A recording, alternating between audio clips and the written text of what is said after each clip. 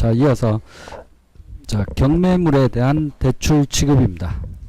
자, 최근 6개월 이내에 매각 허가 결정일, 공매의 경우에는 매매 계약일 기준에 법원 경매물을 담보로 대출할 경우에는 대출 가능 금액은 다음 각호에 의거해서 산출된 금액 중 적은 금액으로 취급한다. 자, 여기에서 주의하셔야 되는 것은 일단 6개월입니다. 6개월 이내에 매각 허가 결정일, 그러면은 이 경락인이 나타났다는 거죠. 이 물건에 대해 가지고 경락인, 살 사람이 A라는 사람이 나타났다는 겁니다. 이럴 경우에는 지금 두 가지의 경우를 가지고 이 두 가지의 경우에 의해서 가격을 산출을 해서 그 다음에 적은 금액으로 대출을 취급할 수 있다. 자, 지금 여기 두 가지의 경우는 대출 가능 금액입니다. 대출을 얼마까지 해줄 수 있는 것이냐. 좀 전에 제가 주의하라고 했던 게 담보 인정 비율을 구할 경우가 있었죠. 그래서 비주거용에 있어 가지고 경락률을 가지고 담보 인정 비율을 상향을 시킬 수 있다. 10%까지 상향을 시킬 수 있는데 이때의 기준은 1년이었다. 1년이고 지금 경매물을 가지고 대출 가능 금액, 대출을 실제 일으키려고 할 경우에는 6개월 이내의 경우에만 해당이 된다. 6개월 이내에. 자, 해서 두 가지의 경우 중에서 산출되어 있는 금액을 중에서 적은 금액으로 대출을 취급을 합니다. 자, 첫 번째의 경우에는 최초 법사가 또는 감정평가액을 기준으로 산출된 대출 가능 금액인데 매각으로 소멸되지 않는 물적 부담을 차감을 시키고 최초 법사가에 제외된 금액도 차감을 시킨 것으로 산정을 하게 됩니다. 그러니까 지금 여기에서는 최초 법사가가 나타난다는 거죠. 최초 법사가에서 그 다음에 나머지 앞에서 얘기했는 임대된, 미임대된 이런 금액을 다 산출을 해서 다 차감을 시켜가지고 대출 가능 금액을 산정을 한다는, 그러니까 앞에서 대출 가능 금액을 계산할 때 적용되는 것들을 다 적용을 시켜가지고 실질적으로 이건 이제 경매하고 상관없이 그냥 최초 법사가 대신에 감정평가액 이걸처럼 해서 원래대로 계산을 다 해보겠다는 겁니다. 계산을 다 해가지고 나왔는 금액하고 그 다음에 밑에 부분에 매각대금입니다. 매각대금. 그러니까 최초 법사가는 최초에 법원에서 감정을 매겼는 그 금액 10억 이라고 했을 때 차감을 다 시켜준다는 거죠. 차감을 다 시켜가지고 계산된 그 금액하고 실질적으로 10억이었는데 낙찰 금액은 만약에 9억이었다. 그러면 이 9억을 가지고 차감을 시킨다는 겁니다. 그래서 이 두 개의 금액 중에서 작은 금액을 기준으로 해서 대출을 일으킨다는. 자, 매각대금입니다. 매각대금의 80%를 곱하고 거기에서 조세채권과 임금채권을 차감시켜 줍니다. 그러면은 임차보증금은 없습니다. 자, 주의하셔야 됩니다. 자, 시험 문제 여기에 나올 수 있는 부분이 일단 6개월이고 그 다음에 적은 금액을 적용하고 그 다음에 80%를 매각대금도 이제 최초 법사가로 바뀌어 나올 수 있고 80% 대신에 70% 바뀌어 나올 수 있고 그 다음에 차감되는 게 조세채권, 임금채권, 임차보증금까지 해서 나올 수 있다. 이게 들어가지 않는 것이고 또 주의하셔야 되는 것이 조세채권인데 담보물 제공자의 조세채권, 채무자의 조세채권, 채무자의 임금채권 이게 아니라 담보물에 딸려있는 이 집에 부동산에 딸려있는 조세채권과 임금채권 이걸 차감을 시켜준다는 얘기입니다. 그래서 계산되어 있는 금액 중 적은 금액으로 해서 대출 가능 금액을 산정을 하게 됩니다. 자, 여기까지가 큰 바운드리고, 자, 우선 첫 번째로 최초 법사가를 기준으로 해서 금액을 산정을 하는데, 자, 단 최초 법사가가 부적절하다고 판단되는 때에는 최초 법사가 이내에서 감정평가를 새로 할 수 있다. 그러니까 이건 당연히 그렇다는 거죠. 왜냐하면은 감정평가 법인에서 있어서 감정평가 법인이 감정평가를 내리는 것은 세 가지로 나눠진다는 거죠. 담보 물건을 접수받았을 때 감정평가 하는 거, 그 다음에 공매를 받았을 때 감정평가 하는 거, 그리고 토지 수용 보상금을 할 때 감정평가를 하는 거, 세 가지로 나눠지는데 가장 보수적으로 취급하는 것이 담보물건으로 평가하는 거죠. 왜냐하면은 담보물건을 얼마로 잡느냐에 따라서 은행에서 받아갈 수 있는 금액이 다시 달라질 수 있기 때문에 이제 감정평가법인에서 담보의뢰를 받았을 때 종류가 세 가지가 있는데 가장 보수적으로 하는 것은 담보평가로 감정평가 의뢰를 받았을 경우이기 때문에 지금 단 이 조항은 공매에 의해 가지고 들어왔는데 이때 금액이 부풀려져 있다면은 이 금액을 다시 감정평가 금액으로 해서 환산을 시켜 가지고 낮추라는 얘기입니다. 낮추라. 자, 그리고 매각으로 소멸되지 않는 물적 부담, 등기된 전세권, 그러니까 전세권은 물건이죠. 물건. 그리고 유치권, 용익 물건, 그 다음에 임차권, 주택 및 사과건물 임차권, 그리고 법정지상권을 차감을 시킨다. 그러니까 소멸입니다. 소멸. 그러니까 채권 부분에 아직까지 이제 부동산 경매를 아직 안 나갔는데 소멸이라고 하는 것은 앞에 단어가 생략돼 있죠. 배당받고 소멸한다는 거죠. 그 권리가 소멸한다. 그래서 소멸되지 않는 그러면은 즉 인수된다는 얘기입니다. 경락으로 인해 가지고 두 가지로 나눈다는 거죠. 인수되거나 소멸한다. 그러면은 인수되는 것은 그게 부담이 그대로 넘어간다는 겁니다. 넘어가서 용익물건의 원칙이 인수된다는 거죠. 그리고 소멸된다는 것은 돈 받고 없어진다는 거죠. 그래서 담보물건입니다. 담보물건.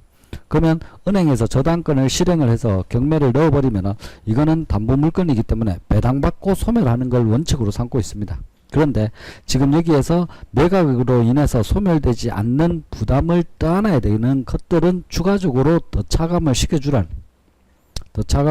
것이고, 자, 그 다음에 최초 법사가에 제시된 건물 그리고 도로, 보존산지 등에 대한 평가 금액이 포함되어 있는 경우에는 이를 차감한 금액을 최초 법사가로 한다.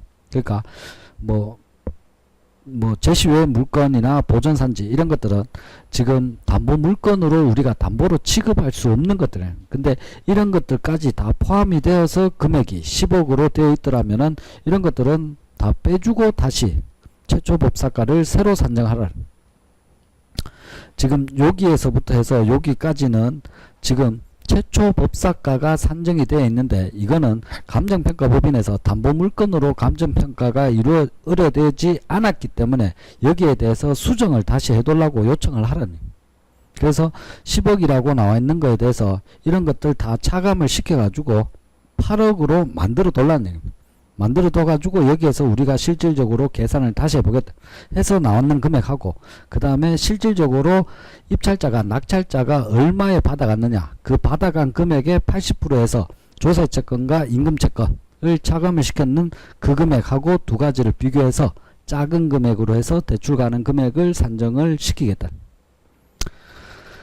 자, 뭐 말은 이렇게 많이 되어 있는데 일단 큰 내용을 이제 일단 알고 계시고 그 다음에 숫자 같은 것들도 이제 기억을 하셔야 되겠습니다.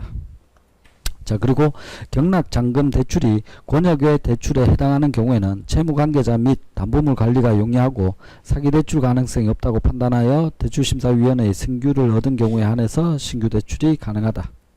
그러니까 권역외에 해당될 때입니다. 뭐 그냥 간단하게 보시면 될 것 같습니다. 자, 그 다음에 제약정 채무인수 기한 연기 시 임차보증금의 차감 기준입니다. 자, 임차보증금의 차감 기준은 이제 시험 문제에 많이 출제가 됩니다. 왜냐하면 실무상으로도 굉장히 중요하고 우리가 돈을 못 받을 것들입니다. 우리는 담보대출을 해준다는 거죠. 3억의 대출금이 나갔을 때 이것의 변제가 이루어지지 않으면은 이 담보물건을 매각을 시켜가지고 경매를 통해서 매각을 시켜서 환가를 받아서 우리는 3억을 회수하는 게 목적입니다.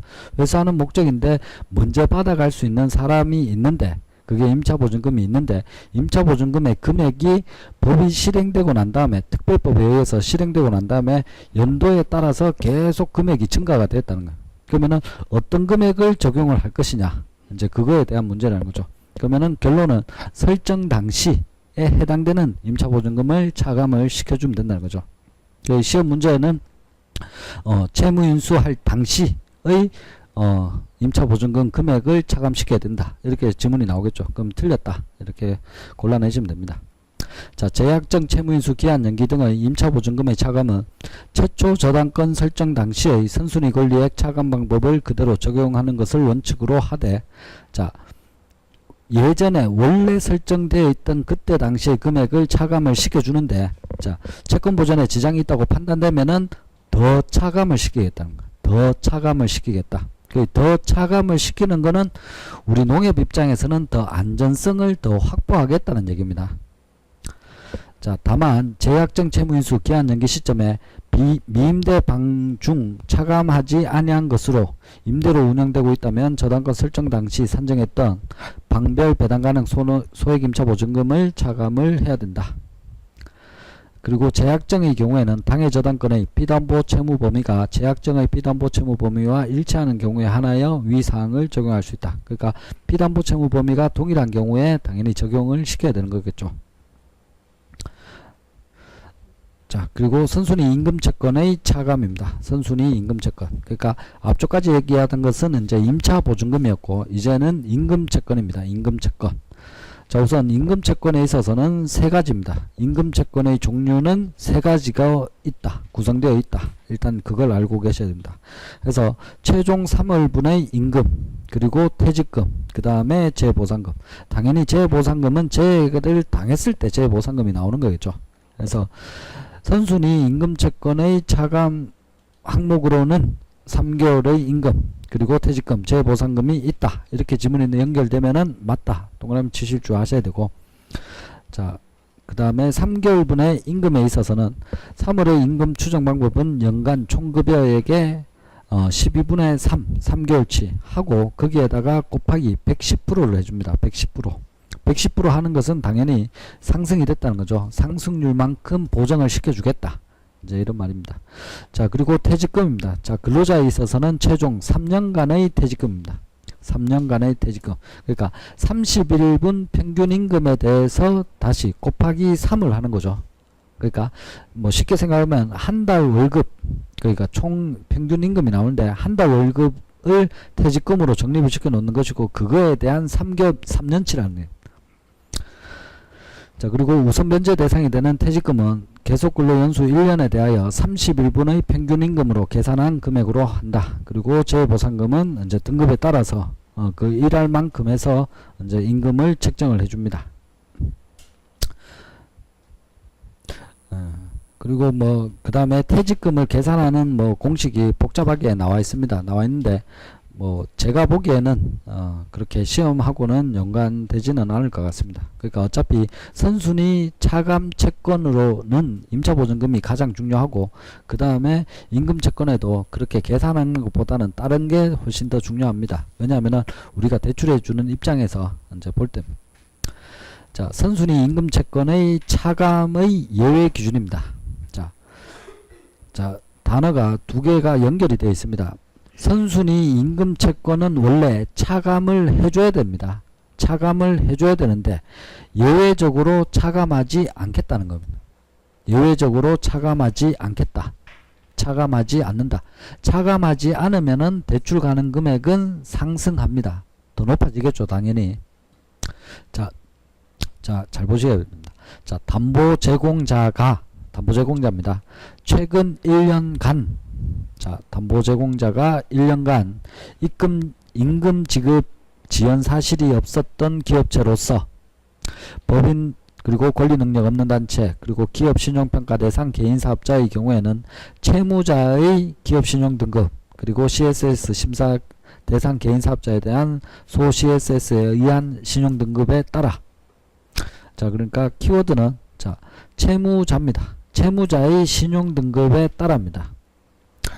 지금 여기 네 줄이나 적혀져 있는데 키워드는 담보제공자는 일단 임금채권에 있어서는 그 물건에 따라다닌다는 거죠. 부동산에 따라다니는데 뭐 다른 동산에도 다 따라다닐 수 있는데 부동산을 예를 들면 그 부동산에 임금채권이 걸려있다는 거죠. 걸려있으면은 우선적으로는 이 담보제공자한테 이 물건에 임금 지급 사실 지연 사실이 없어야 된다.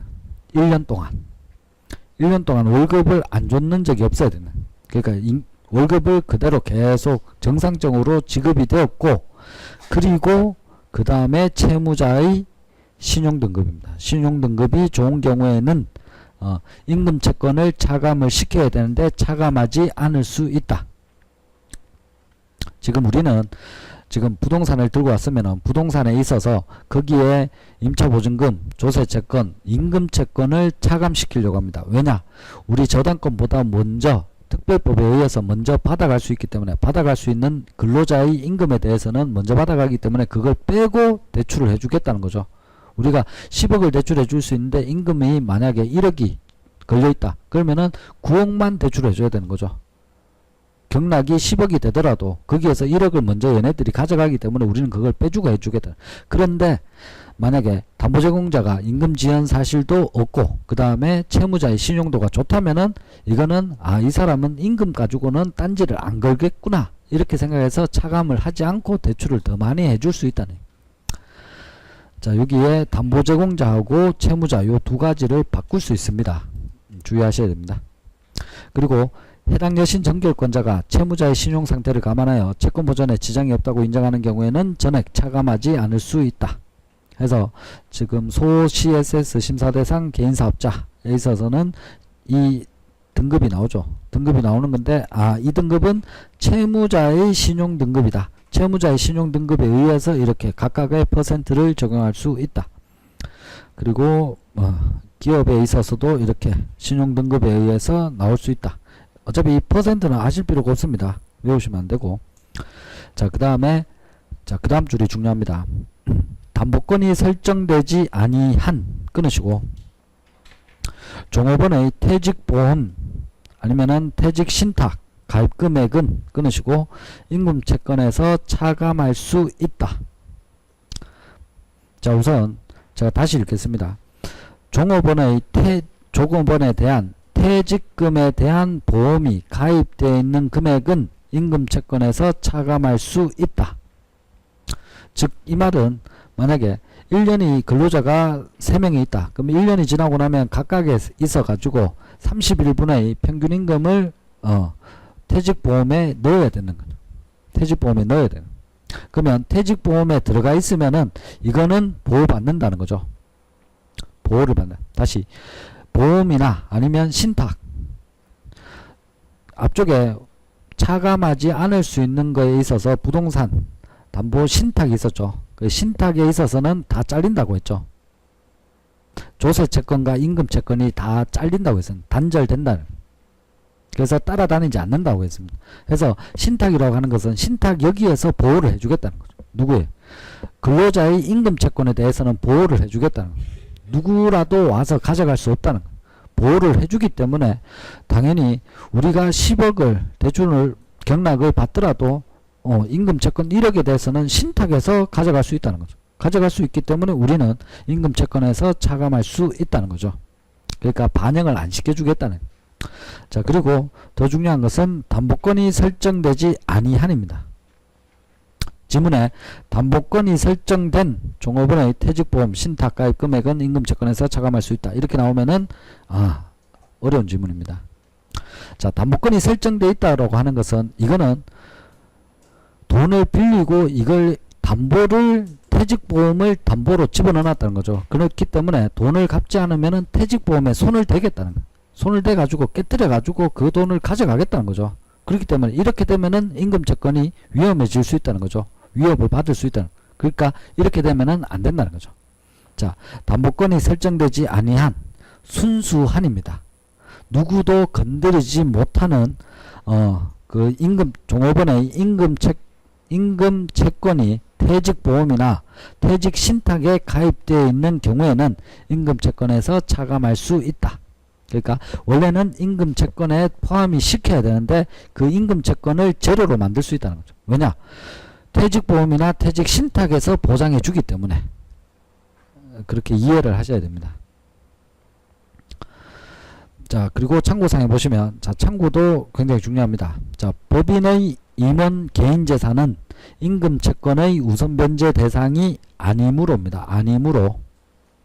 이들 재산을 담보로 한 경우에는 임금채권을 차감할 필요가 없다. 자, 법인 임원의 개인재산입니다. 법인재산이 아니라 개인재산은 우선 변제 대상이 아닙니다. 법인을 설립하는 이유는 개인사업자를 하다가 법인을 설립하는 이유는 개인사업자에 있어서는 모든 개인이 가지고 있는 모든 재산에 대해서 강제집행이 들어올 수 있지만 법인을 설립하게 되면은 법인의 재산이 되는 것이지 그 법인의 대표의 개인 재산에 대해서는 노타치라는 거죠.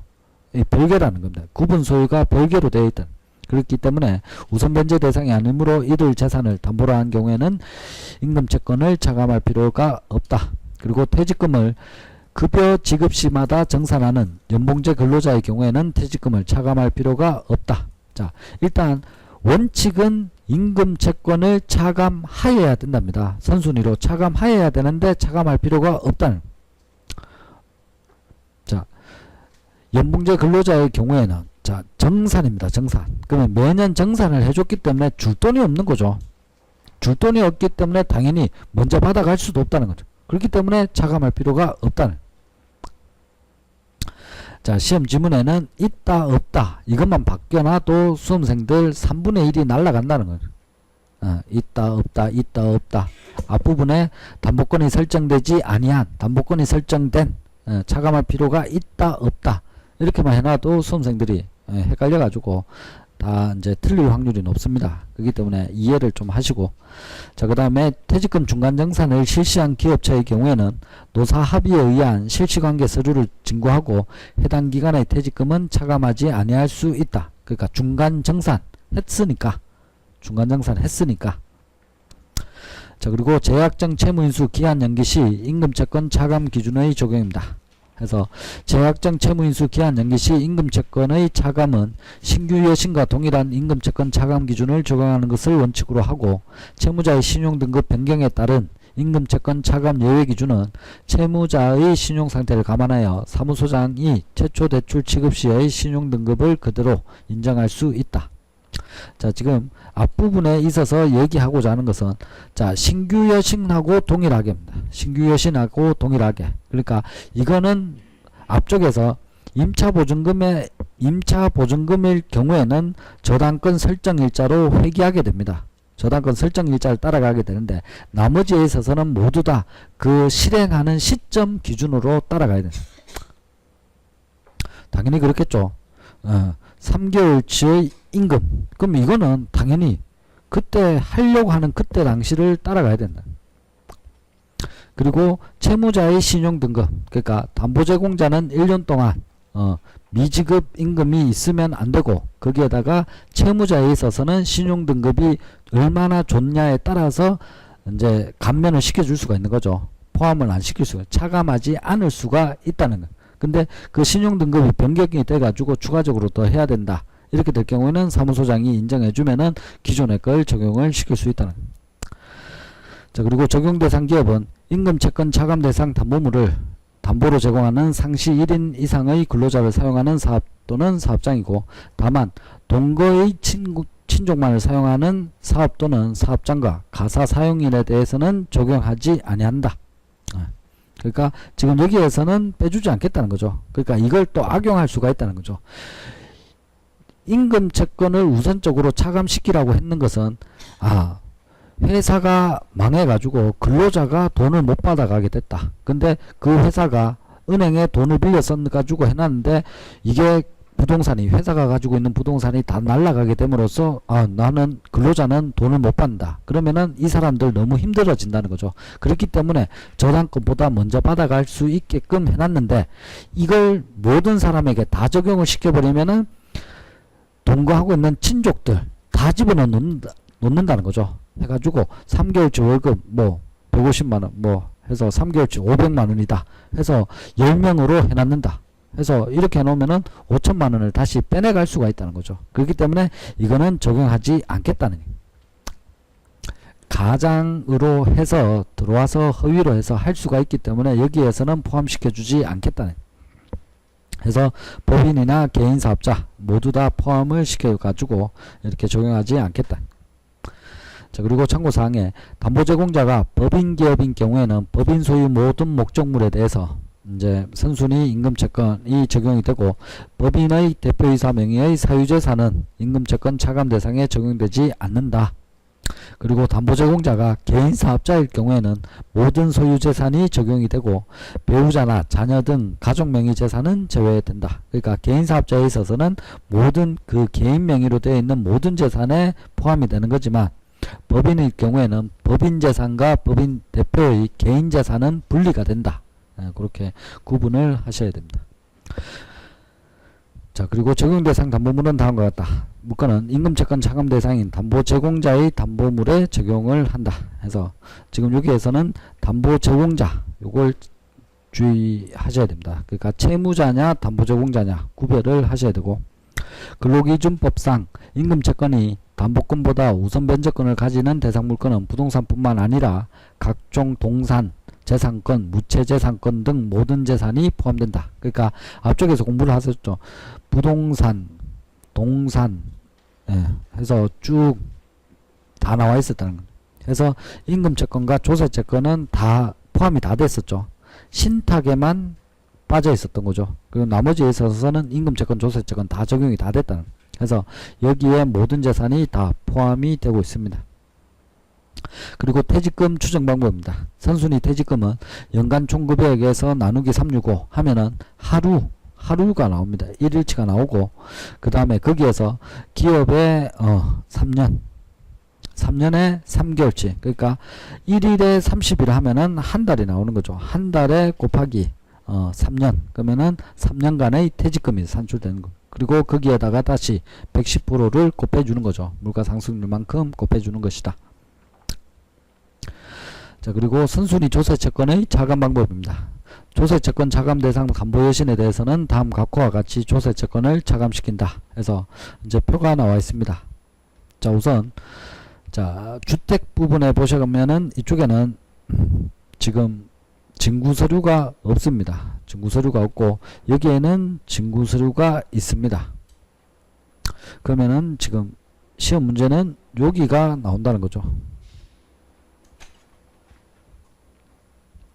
자, 표가 나오면은 이제 보통 이제 수험생 입장에서는 굉장히 이 표가 어떻게 시험 문제하고 연관될까? 이걸 잘 연결을 못 시킨다는 거죠. 만약에 표가 제목이 나와 있고 1번, 2번, 3번, 4번 해서 여기에 말들이 이렇게 나와 있으면 이건 문제는 굉장히 쉽죠. 이제 이걸로 바꾼다. 이렇게 유추할 수 있는데 지금 이런 지문에 있어 가지고는 해당되는 부분이 있냐 없냐 에 중간에 걸쳐지는 거 이게 시험 문제라는 거죠. 어차피 이렇게는 시험 문제 잘 안 나온다는 거죠. 자, 보시면은 자 사업자 등록증 없는 개인에 있어 가지고 담보권 설정일로부터 소급해서 6개월 이내에 상속 증여 경매 또는 매매 사실이 없는 경우에는 서류를 받을 게 아무것도 없다는 거죠. 그러니까 확인조차 안 한다는 얘기입니다. 확인을 할 필요가 없다. 그런데 담보권 설정일로부터 소급해서 6개월 이내에 상속이나 증여, 경매 또는 매매 사실이 있는 경우에는 국세지방세 납세 증명서, 그러니까 완납 증명서를 받아야 되는. 그래가지고 지금 여기에 세금이 딸려 있는지 없는지 그걸 확인을 해야 된다는 거. 자, 조세채권은 앞쪽에 조세채권은 추급력이 있다고 했죠. 추급력이 있기 때문에 물건이 소유권이 이동되면은 물건 매매 사실이 있기 이전에 조세채권이 부과되어 있더라면은 그 부동산 물건이 같이 달고 따라다닌다고 했습니다.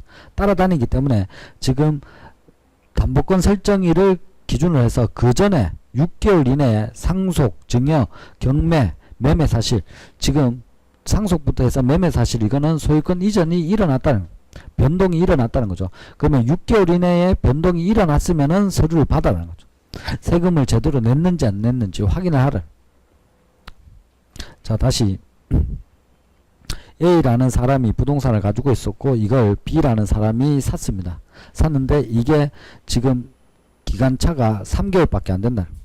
그리고 이 샀는 사람 B가 와가지고 농협에 와서 나 대출하고 싶습니다. 이렇게 얘기한다는 거죠. 그러면은 이 사람이 가지고 온 그 부동산에 대해서 세금 체납이 있는지 없는지 그걸 확인을 하라는 6개월 이내에 이런 사실이 있었는 경우에는 확인을 하라는 그 부동산에 아직까지 조세채권이 남아있을 수 있다는 거죠. 그래서 지금 B한테 대출을 해주기로 하고 근저당권을 설정을 했는데 근저당권 설정이 어차피 조세채권이 A하고 B하고 되기 이전부터 발생이 되어 있는 것에 대해서 따라왔는 거기 때문에 어차피 우리가 저당권을 걸더라도 먼저 받아갈 수 있는 선순위가 된다는 거예요. 그 선순위가 된다는 말은 우리는 대출 가능 금액을 산출할 때는 미리 빼놓고 산출을 해놔야 되는 거죠. 그래서 차감을 시켜줘야 된다는 얘기예요. 자, 그리고 개인사업자에 있어서는 무조건 서류를 받습니다. 법인 그리고 권리 능력 없는 단체 다 받는다. 서류를 다 받는다. 그러면 지금 사업자 등록증 없는 개인입니다. 그러니까 개인 사업자가 아니라는 거예요. 그냥 순수한 개인이다. 순수한 개인인데 이때에도 6개월 이내에 소유권에 대해서 변동이 발생되어 있는 경우에는 서류를 받아야 된다. 완납 증명서를 받아야 된다. 시험 주문은 이게 해서 받을 필요가 없다. 이렇게 나오겠죠. 그러면 틀렸다. 자, 그리고 여신 취급 구분에 따른 조세채권 차감 기준입니다. 자, 우선 채무자를 달리하는 대환대출이나 채무인수의 경우에는 취급 시점의 조세채권을 차감합니다. 취급 시점의 조세채권을 차감한다. 자, 그리고 밑에 3, 4, 5, 6 있는데 취급 시점의 조세채권 차감 기준을 적용하는 것을 원칙으로 하고 정결권자가 채권 보전에 지장이 없거나 채무 회수에 유리하다고 판단되는 경우에는 최초 여신 취급 시의 조세채권 차감 기준을 적용할 수 있다. 자, 이 부분은 시험 문제가 출제가 되면은 이렇게 나옵니다. 자, 1번, 2번은 지금 사람이 서로 달라지는 겁니다. A에서 B로 달라지는 경우에 적용을 하는 것은 취급 시점에 조세채권을 차감을 시키고 주의하셔야 되는 것은 여기에 예외 적용 불가입니다. 불가. 그리고 밑에 부분에 있어서는 채무자를 동일인으로 하는 대환대출, 재대출 조건 변기, 기한 연기 이거는 동일인은 A에서 A로 바뀐다. 그러니까 똑같은 사람 재대출을 했다. 그럼 기존 대출에서 재대출 조건 변경했다. 그러니까 똑같은 사람이 취급하는 경우에는 자, 취급 시점에 조세채권을 원칙으로 하는데 예외사항을 적용할 수 있다. 자, 지금 여기 위에 줄에 있는 요거는 지금 요거하고 똑같은 겁니다. 똑같은 거죠. 똑같은 겁니다. 똑같고 밑에 예외사항이 적용이 되냐 안 되냐. 그러면 시험 문제는 달라지는 A에서 B로 달라지는 경우에 원칙은 이렇지만 예외 적용이 가능하다라고 지문이 형성이 된다. 그러면은 틀렸다. 골라내실 줄 아시면. 자, 그 다음에 선순위 조세채권의 범위는 담보권에 우선하는 조세채권의 종류로는 당해세인 국세 및 지방세, 그 해당 물건에 달려있는 당해세의 국세 지방세, 그리고 세법상의 법정기일 이후에 설정되어 있는 담보권보다 우선하는 일반 조세채권. 자, 그 다음에 국세는 상속세, 증여세, 종합부동산세, 상증종, 그리고 지방세는 재산세, 자동차세, 도시계획세, 공동시설세, 지방교육세. 자, 뭐 종류, 세금 종류도 일단 알고 계셔야 되고. 근데 세법이 나오면은 문제가 좀 그렇죠. 자, 뭐 일단 출제가 되기 때문에 이제 알고 계셔야 되고. 자, 담보권에 우선하는 조세채권의 종류입니다. 그러면은 지금 근저당권이 있습니다. 근저당권이 있는데 근저당권보다 우선할 수 있는 선순위 될 수 있는 조세채권은 무조건 당해세는 무조건 선순위입니다. 당해세는 무조건 선순위고 세법상의 법정기일 이후에 설정된 담보권보다 우선하는 일반 조세채권.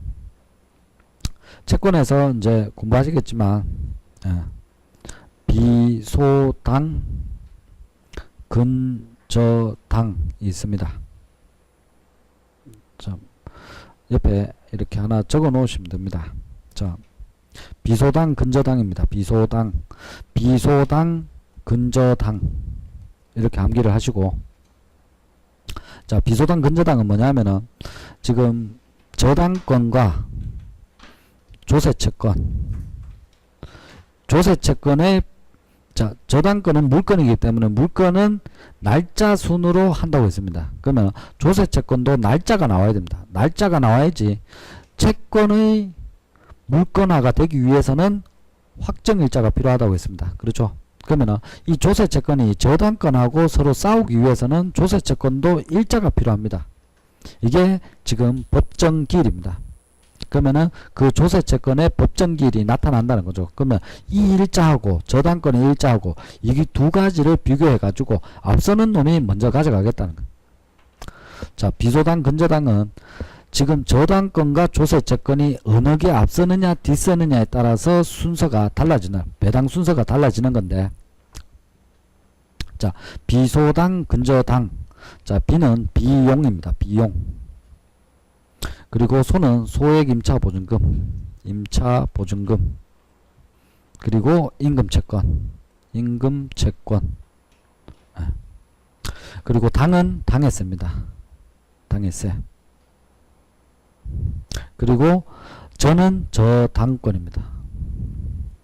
그리고 그는 근로자의 임금채권입니다.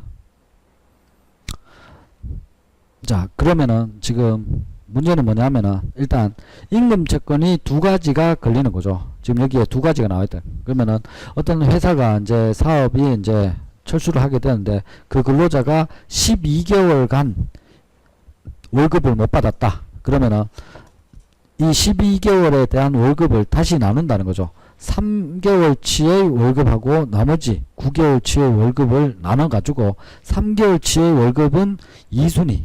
여기에 그러니까 채권에 이제 이게 비용이 0순위고 1순위고 2순위고 3순위 이렇게 나오는데 일단 순위 이거는 어차피 시험 문제 안 나옵니다. 일단 여기에 임금채권의 3개월치에 대해서 먼저 받아갈 수 있다.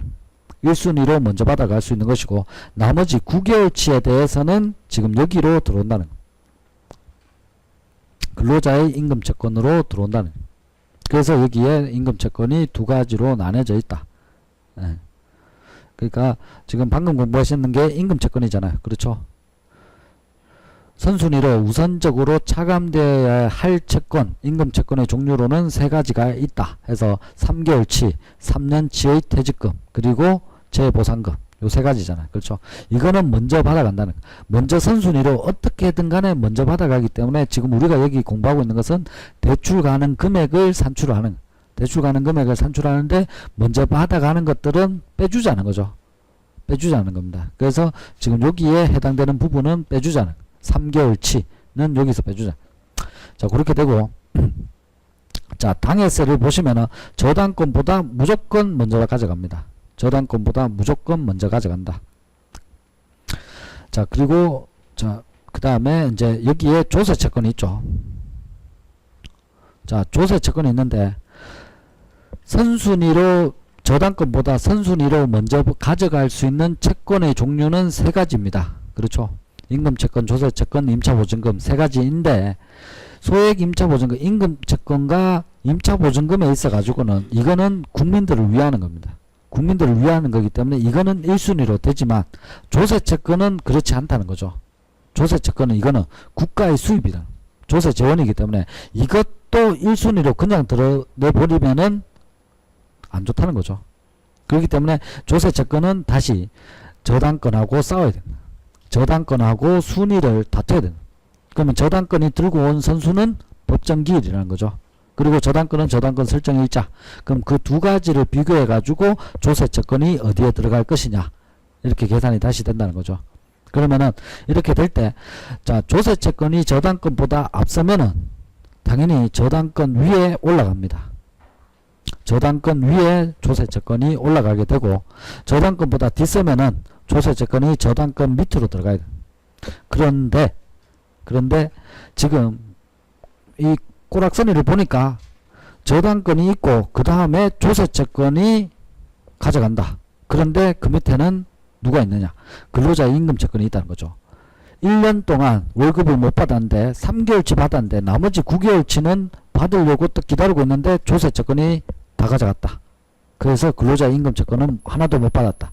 그럼 이러면은 말이 안 된다는 거죠. 그렇기 때문에 이때는 저당권보다 조세채권이 뒤쓸 때는 근로자의 임금채권 밑으로 들어가. 밑으로 들어가서 여기에 조세 채권이 들어간. 자, 채권을 공부 안 하신 분들은 그냥 일단 비소당, 근저당 이렇게 해서 자, 조세 채권이 여기에 들어가거나 아니면 여기에 들어간다. 해서 조세 채권, 조세 채권.